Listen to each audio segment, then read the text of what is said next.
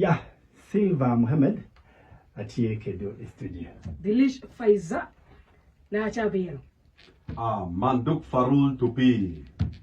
Kwes. Ana kwes, ita kwes? Ita kwes. Ana mezuru sedit. Mezuru medit. Ita taka hakulo? Ita. Ita hakulo. Ita hakulo na. Hakulo manzuru? Yeah. Yen cham kene afoy karo ki ywe uber karmelat. Faiza? Ita dero hakulo? Gamba Faiza. Agamu.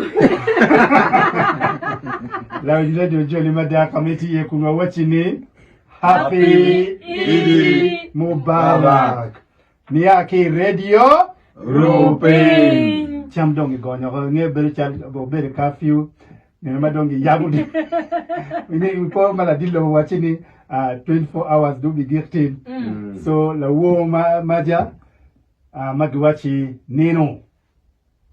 Men rilke kwe dotum. Eto ibi wanga ping. Cha bari ya no do fuk tiki choko mando bidi rup. Ora. Tiki odi we i. Ina na Islam be peye document mo wala wori ba cham.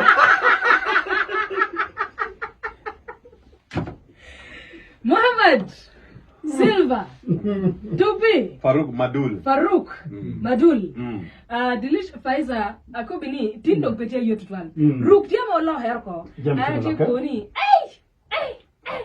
So say by Allah when how long have you carried the name Muhammad? The name Muhammad Oberutie Pikar Malat.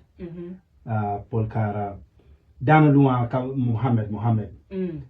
So madon kwe obeti we pa be ngeo kwe eno binu la wanchel dino mo kaya beru ka kwe Islam beru ka kwe so inentini wa kwe la wanchel Seba awuru macha Easter yini bera tie kwera dita me beru ya munne chinja beru war beru kan dogin iberu reciting lega Paul me kine ye beru re Maria in fact yini ngeo Rosary chahari ya chake mera ya giki mere donc tineni tida wenyu Muhammad atwar ko ni tie kine ni dushi ibe tino ba yes ibe tino ba apa pe ko reciting wan ko lega metie yi book kachil ochila man Quran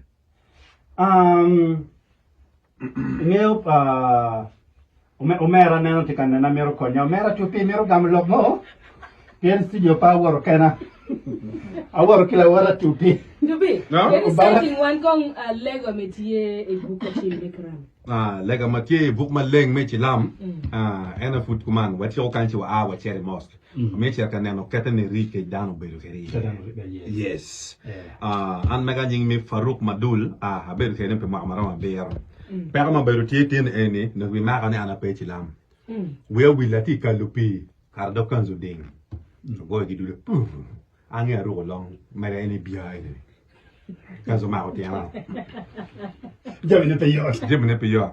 Ba ya yom. Pene wati ko kwe. Cha wana chiro oluo enego omi wa sulu wa eni teki Faiza Dilish. So when Dilish furu wa eni made fasting on tiara nyim. So wunde ni jamuna Ken book malang bene wajune dano po ko ki chamiken. Yes. Dano mo ko ki lock. Sila mani di ko kereng mai chabani. Adi ko ki cham.